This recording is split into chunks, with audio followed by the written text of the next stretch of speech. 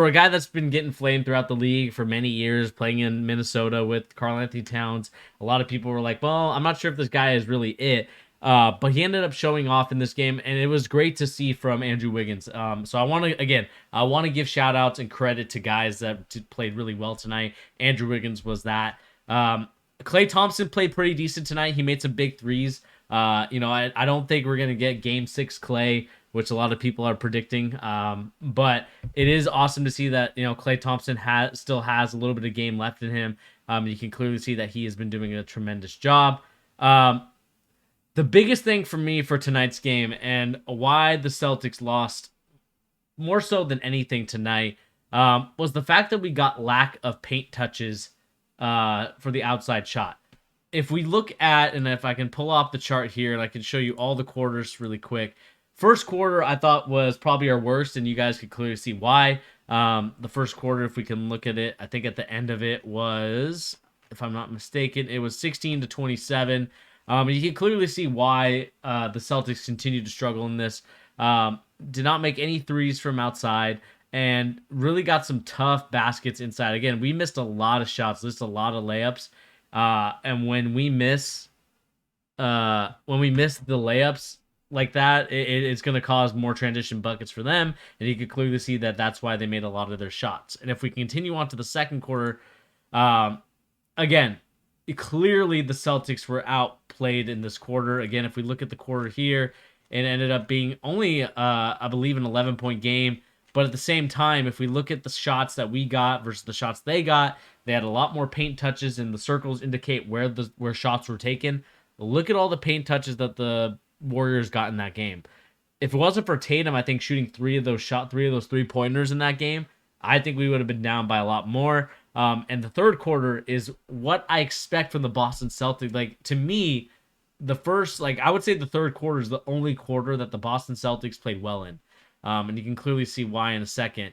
If we look at the third quarter here, look at the amount of paint touches that we got inside. Look at the amount of 3-pointers that we took out here. Again, great offensive plays, great offensive momentum. We had a little bit of a lead in this game and ended up losing it at this point because of a great Jordan Poole, a miracle shot. Again, dude's acting like he scored 50 points in a game after that shot. But hey, man, it's the NBA Finals. You got to give him credit. If they want to celebrate like that, it is what it is.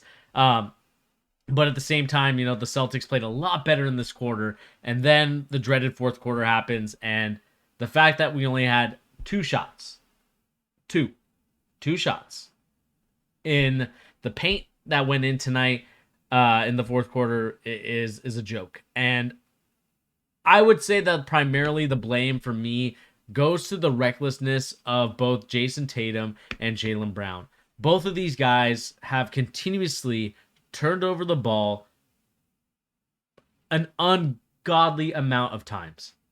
There are some passes that Tatum makes, and you're scratching your head as to why are you making that pass?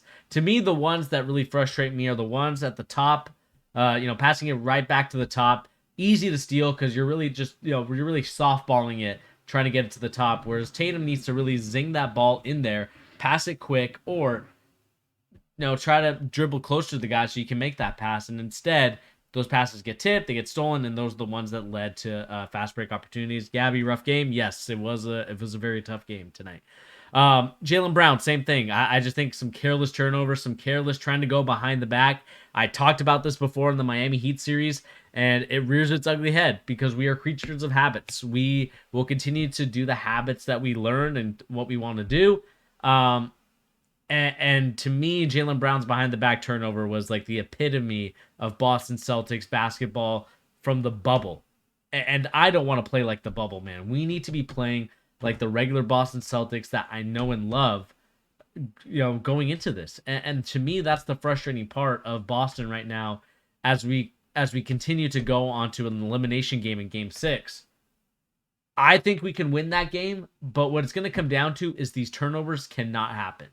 And I'm not sure if these guys are ready to commit to that. And that's the frustrating part as someone who is a basketball coach, a basketball aficionado, someone that loves the game so much and can get way too passionate at times about it. If it's frustrating because the talent is there for some of these guys. You can clearly see that there is some sort of, I would say, skill set in there in terms of, yeah, these guys could definitely win an NBA championship, but are they disciplined to win the championship? That is the biggest question for me. Because when I look at everything, when I see everything, that to me is the frustrating part about the Boston Celtics is how undisciplined we can be at times. There was times tonight where I saw, Marcus Smart hesitating on a three and then pulling up when it should have been you should have taken that shot right away or just pass it off. To me, I think those type of shots are hard to make, and you have to be an elite shooter in order to. Like, I would say at the Klay Thompson or Curry level, who can hesitate, maybe jab, maybe think about shooting it, and then shoot it again. To me, that is an elite skill set that I don't think the Boston Celtics have at the moment. Not saying that they can't ever learn it, but at the same time, Curry and Klay are the only two players I can trust maybe hesitating on the shot and then shooting it. To me, I think when I look at it as well, this was a game that we had to win based on the fact that Curry was 0 for 9 from three-point land. To me, that cannot be so. That cannot happen. Like, we cannot lose a game where Curry's 0 for 9 from the three-point line, 7 to 22 from the field itself. Like, those should be winnable games. We should have won this game tonight. And the fact that we allowed, Curry and, we allowed Curry to get away with a very subpar game tonight is frustrating. And again, I understand, you look at Jordan Poole, he finally had a good game tonight. He was finally playing the basketball that he probably should have been playing throughout this whole playoff series. Again, more of a three-point shooter, has the lane because we're now closing out, attacking, finishing, getting that and one. Or I think he got fouled. I don't think he got an and one. He got fouled on that play. And those are the plays that Jordan Poole, I think those are what we should expect from a Jordan Poole. We shouldn't expect what we got throughout the whole playoff series because the refs call it a different way. And to me, I don't want to get into the refs tonight. I don't think the refs were terrible tonight. They weren't atrocious. But I do think there were some questionable calls. Not saying that it should have, the Celtics lost because of those calls. I think for me more so is I would love for the refs to start calling the regular season like the playoffs. Because I think that there is such a lack of, I would say, I think the reason why these NBA superstars and players complain is because of the fact that you call it one way in the regular season, and then in the postseason, it's a completely different game. I think from the jump, the NBA should really focus on making the NBA regular season playoff-like basketball calls, because I think it not only does it toughen up some players, it also just makes it a better product. Like tonight, yeah, there was some questionable stuff, and there was a little bit more, I would say bodying than I would say what I think the league is used to in terms of the players, especially looking at it from a perspective of the regular season. A bunch of those calls would have been called, right? The one where Draymond, I would say, got pushed. I can't remember who pushed him from the Celtics, but got pushed, gone to the ground, and then it ended up being a foul on Brown for trying to go over the top of him. I think that those are fine calls. But at the same time, I think the refs need to do a better job in the next upcoming season of making every game that they officiate playoff-like. And I think it goes for all the refs that they have in their, I would say, the ref academy or whoever they're doing. I think that needs to happen. Sean, the Smart hesitations were so frequent. Yeah, man, and that's what I'm frustrated with when it comes to Smart. Like, I understand like his confidence. I get it, but at the same time, I think as the point guard, since you are the point guard for this basketball team, you have to take control of the tempo and the emotions of making sure that guys don't get too worked up. And that clearly did not happen tonight because both Ime Udoka and Marcus Smart got technicals tonight. I thought Ime Udoka's one was a little bit ridiculous. I've seen Kerr completely lose his mind and his gourd on the sideline many times in these playoff series, but yet there's no, I would say, technical call. And to me, like, that's the problem with technical fouls in this league, is the fact that some players have a longer, I think the refs can tolerate some guys a little bit more than others. And I think that, I don't know if that's just human nature in terms of when you talk about people, like Draymond Green will talk your ear off if you give him a foul call. Whereas, Ime Udoka's, or like I would say Jason Tatum, he complains. Maybe Jaylen Brown. Jaylen Brown is not going to be a guy that goes off and on about the refs, like complaining and whining to him. But as soon as he does do that, that's when the refs are like, "Oh, wait, hold up. You usually never do that. Let me tee you up." Whereas I feel like there needs to be some sort of, I would say, I'm not sure if it's leniency, but definitely there needs to be some sort of, I would say, equal in a situation where, okay, you have Draymond Green talking your ear off. I think it's only fair that you should have another player on the other team talk their ear off. I know Robert Williams can do that at times. Grant Williams, excuse me, can do that at times, being a role player. And I think Tatum can as well. Always complain about the call, more passive aggressively from Tatum than I would say like Green, who's going to be more up in your face about it. But that's really it. I think that at times I think the refs also got a little bit more regular season esque in the third quarter, whereas the first two quarters were not. But again, this game did not come down to the refs for me. We can say what we want about the Tony brothers. We can make the memes. We can do all that stuff. But to me, tonight came down to the Boston Celtics not stepping up on the offensive end. Way too many turnovers. 18 total turnovers. I don't care what level of basketball you play. 18 turnovers is not winning you any basketball games. And the turnovers that we did get created those those fast break opportunities for the Golden State Warriors going the other way. And again, if we look at the team stats here, we can look at rebounding. We did a great job in that aspect. We got a lot more offensive rebounds. Steals, we did terrible because we were turning over the ball. Points off turnovers, we got 22 points. They got 9. But again, the difference to me, and you guys can clearly see it in this box score, and I'll show you guys here. The biggest stat for me, if you can get more shots off than the other team, you will probably win the game. And the fact that the Celtics only got off 75 shots compared to almost 90 shots from the Golden State Warriors. And if I can scroll down, there you go. 88 shots to 75 shots. You're not winning this game. You're not winning it. You're not doing anything of the sorts. And that, to me, is the frustrating part about the Boston Celtics at this point in juncture. And so, again, I am beyond frustrated with the Boston Celtics effort tonight. I am beyond frustrated with what is going on. And especially letting a guy like Draymond Green, who has been playing probably his worst basketball, letting that affect Jason Tatum in this game. Jason Tatum was airballing. He was not comfortable. And, like I said, you got to give credit to the Warriors and get a credit to Draymond Green. He realized an opportunity to kind of get inside the head of Jason Tatum, and you could clearly see that it affected him with a bunch of air balls, bad mid-range shots. I know he's trying to be Kobe. I don't know. I love Tatum. I think he's a great player, but he can also frustrate me. And this, to me, tonight's game gave me 2019 NBA bubble vibes. And you know how I felt after that game number 1 for the Miami Heat in the Eastern Conference Final in the bubble.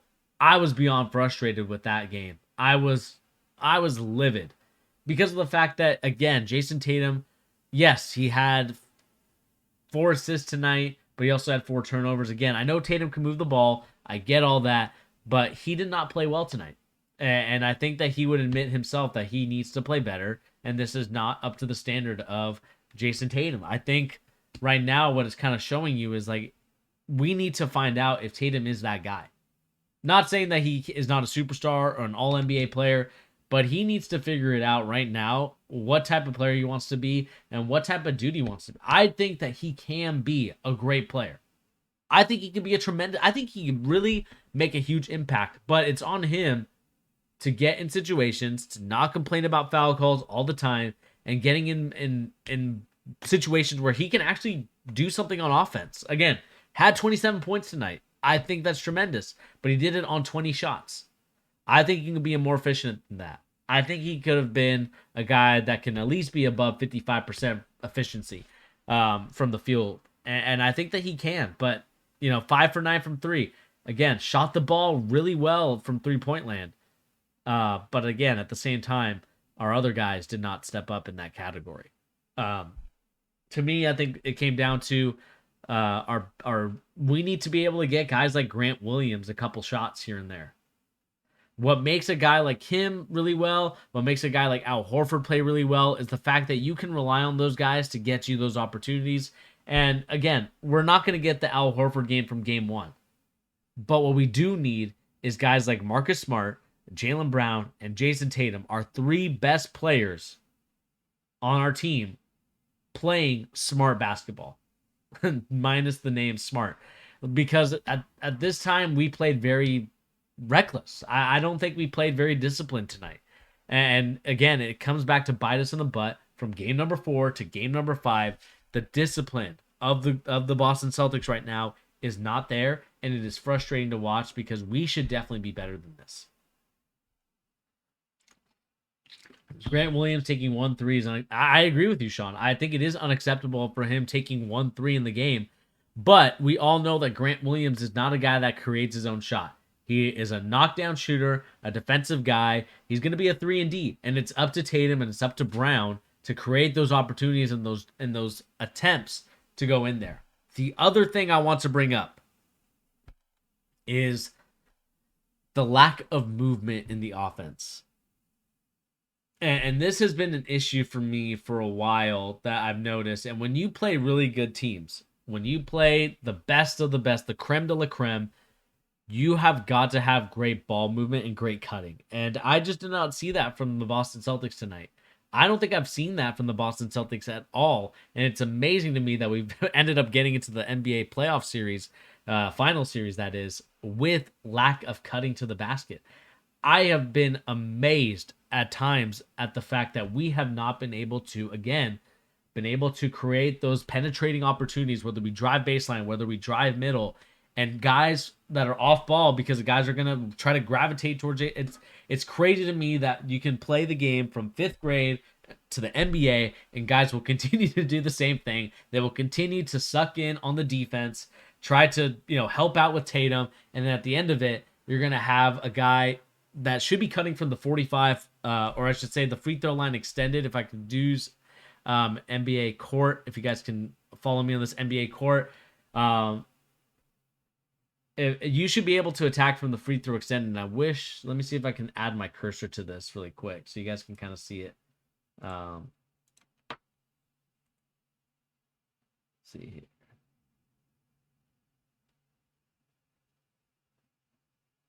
Let me see here if I can. Here we go. I think my cursor should be here.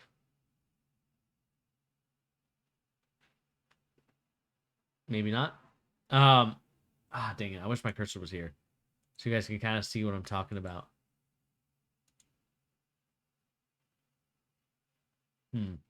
Oh, my cursor is here. Okay. So you guys can see my cursor now.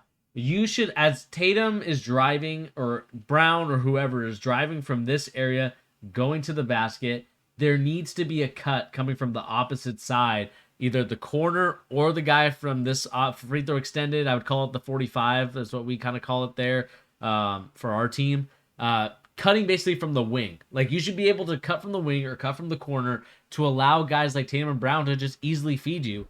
And of course, Robert Williams inside kind of moving around. Again, I understand we play more of a 5-out type of system and guys are more spread out so you can hit threes, but cutting works just as well, and you need to, man. You need to cut because I think it just opens the floor for everybody if you're able to cut.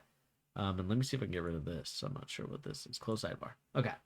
And to me, that is the biggest thing what it comes down to. Tar Heel Nation, I'm going to have nightmares about those turnovers all summer.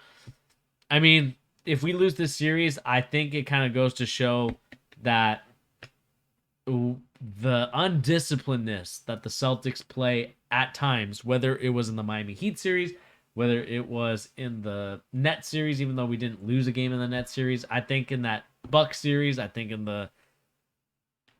was the Buck series, it was the Heat series, like that, we should have been able to close that Heat series a lot earlier, and I think we would have been a lot better rested.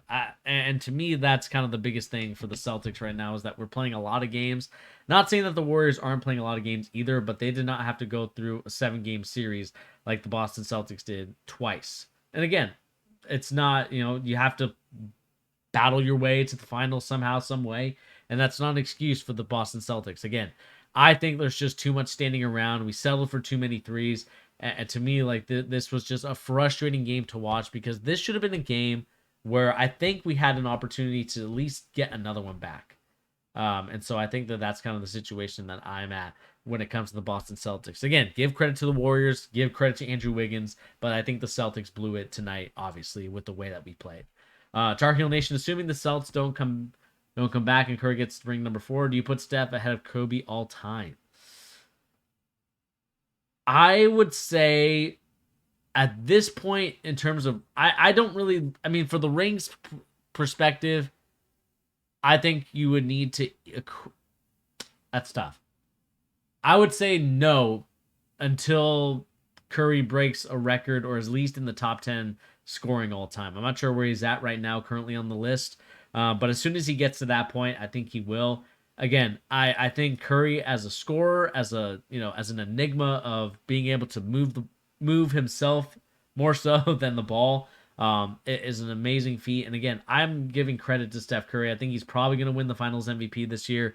I think the media is going to definitely give it to him after they absolutely, I would say, cheated him out of it in his first NBA Finals game or the NBA Finals series that he won. I think they absolutely cheated him by giving it to Andre Iguodala. But I think at the end of the day, I think he will be better than Kobe at some point, but at this point, not yet. I think he has to give him another year or two, and I think he'll definitely get there above Kobe all time. And so the question now becomes for the Boston Celtics, more so I wanted to make this more of a Boston Celtics thing. What do the Celtics do to come back in this game? I think the third quarter was the recipe for success for the Boston Celtics. The fact that you were able to go in, drive, create that collapse, then you can kick out the threes. But again, I still need more ball movement in the off-ball chances because I think that the Celtics, they cheat themselves out of getting easy baskets. I think a lot of times what happens is the defense does a great job of walling off Tatum, walling off Brown, and there's just no off-ball movement from the other guys. I think the other guys are thinking, oh, I have to be a standstill guy. Al Horford, oh, I have to be a guy that just stays out here. I want Al Horford cutting to the basket. If you have Robert Williams kind of inside and you have Al Horford on the outside, like, look, I understand he was 2 for 3 tonight. He's a great 3-point shooter. I would much rather have a guy that's 6'9", 6'10", cutting to the basket, scoring a layup. I would much rather have that than him just standing around trying to shoot an outside shot. I think that there is opportunities for the Celtics to play better. I think there's opportunities for the Celtics to at least be there when a drive is happening or when a drive doesn't happen, because I think at times with Brown and Tatum, they get stuck in this ISO mode. And like, I'm not sure if I should go, if you should go, and it's kind of turned into like a you go, my go type of thing that we saw from, I'm trying to remember who it was. I think it was the Westbrook Durant teams where they would just like say, okay, it's my turn, let me go and attack. And again, it just makes it hard for Tatum. It makes it hard for Brown to really play that much. And again, playing 44 minutes, 40 minutes in a game, I think that's really tough on someone's body. And again, you need Pritchard to give you something out there. You need Derek White to give you something out there. You need Grant Williams to give you something out there. And the fact that your bench didn't give you anything tonight, and that just might be due to the fact that Tatum and Brown just didn't play very well. It is frustrating to watch. It's frustrating to see. And again, I think that what it comes down to for me is the Celtics need to do a better job of getting their role players involved and not be so stagnant on offense, standing around, waiting for Tatum and Brown to do their thing. Go cut to the basket. Go make an attempt at a play and stop ball watching and stop trying to stand there. Because I think what happened in that first quarter, if we can look at it again, guys, is there was a lot of standing, a lot of ball movement, and most of these shots, I believe, were Jason Tatum or Jaylen Brown. And the turnovers, to me, are the biggest killer, and those have to stop. Celtics 13 or less turnovers. I think they're 7-2. There you go. There's a formula for you to win a basketball game. Whether you are playing fifth grade, whether you're playing NBA basketball, turnovers are killers. They're momentum killers. And the Celtics need to do a much better job of not turning over the ball, not creating these opportunities, and really doing a better job of just being there, or not being so loosey goosey with the ball. Again, those tandem turnovers where he's on the wing, over here, and then passes to the top, sloppy. Draymond Green was able to get that steal, is frustrating, I would say, the least.